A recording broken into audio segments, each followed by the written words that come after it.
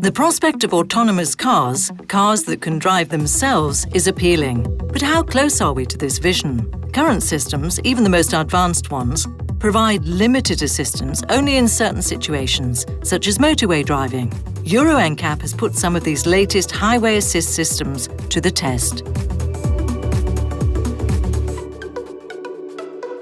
In all the systems tested, the driver must remain responsible for the safe manoeuvring of the car. So Euro NCAP refers to current systems as driver assist technologies. They can help the driver in some circumstances, but they are neither autonomous nor self-driving.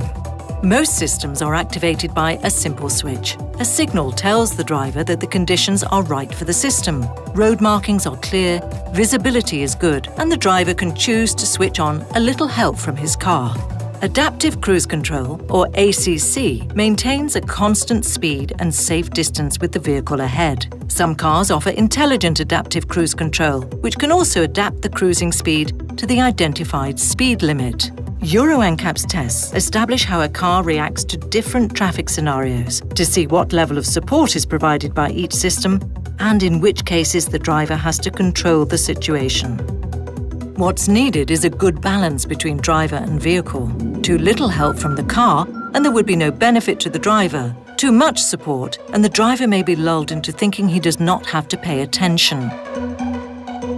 As well as speed and distance, highway assist systems help keep the car in the center of the lane. Lane centering systems apply some steering to help maintain lateral stability, that is, to limit drifting inside the lane and to ensure the car does not leave the lane unintentionally.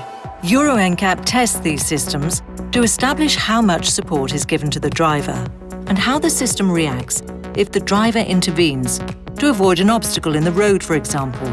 A good balance between steering support and driver input is what is needed.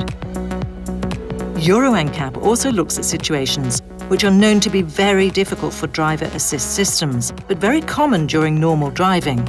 In cut-in, a vehicle from an adjacent lane pulls over suddenly ahead of the test car. What was a safe, stable situation has quickly become one which needs an immediate response. In cut-out, the vehicle ahead of the test car suddenly pulls to one side to reveal a threat, like a stopped car ahead. Again, the situation has quickly changed from safe to critical. Cut-in and cut-out are the most challenging of Euro NCAP's tests, and all of the cars were found to be seriously lacking. None of the highway assist systems were able to help, and crashes could only be avoided if an alert driver braked or steered away from trouble. It's clear from Euro NCAP's testing that there is a long way to go before cars can cope with situations that humans intuitively respond to.